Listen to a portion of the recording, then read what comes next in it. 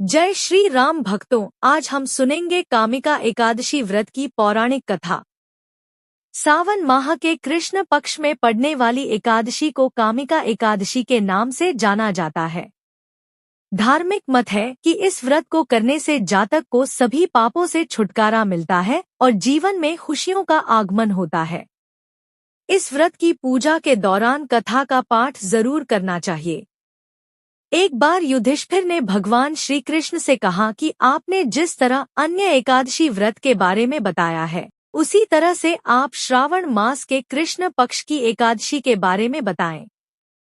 इस पर श्री कृष्ण ने कहा कि इस एकादशी की कथा और महत्व के बारे में ब्रह्मा जी ने नारद जी को बताया था।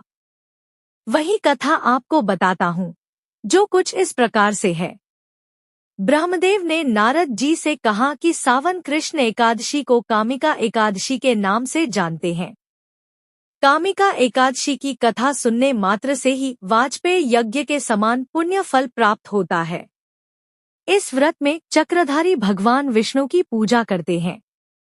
जो व्यक्ति इस व्रत को करता है, उसे मृत्यु के बाद कोई कुयोनी नहीं प्राप्त होती है। वह पाप मुक्त होकर विष्णु लोक में स्थान प्राप्त करता है। कथा अनुसार एक गांव में एक ठाकुर निवास करते थे। उसे जल्द ही क्रोध आ जाता था। एक दिन वो घर से निकला तो उसका किसी ब्राह्मण से वाद विवाद हो गया।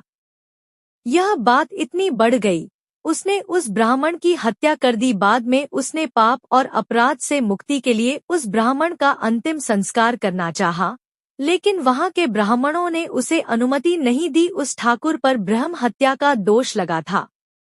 उस हत्या की वजह से उसे आत्मग्लानि थी। एक दिन वह एक मुनि से मिला। उसने पूरी घटना बताई और ब्रह्म हत्या से मुक्ति का उपाय पूछा। इस पर उस मुनि ने कहा कि तुमको सावन कृष्ण एकादशी को कामिका एकादशी का व्रत विधि विधान से करना चाहिए। इस व्रत के पुण्य प्रभाव से तुम ब्रह्म हत्या के दोष से मुक्त हो जाओगे और तुम्हारे पाप भी मिट जाएंगे। जब श्रावण कृष्ण एकादशी तिथि आई तो उस ठाकुर ने मुनि द्वारा बताई गई विधि के अनुसार ही कामिका एकादशी का व्रत रखा और भगवान विष्णु की पूजा की। रात के समय में वह भगवान विष्णु की मूर्ति के पास ही सो गया। उस रात स्वप्न में उसे भगवान विष्णु के दर्शन हुए और उन्होंने उसे ब्रह्म हत्या के दोष से मुक्ति दे दी। कामिका एकादशी के अवसर पर जो भी व्यक्ति विधि विधान से व्रत और पूजा करता है, उसकी मनोकामनाएं पूरी होती हैं। कामिका एकादशी व्रत की आप सभी को हार्दिक शुभकामनाएं।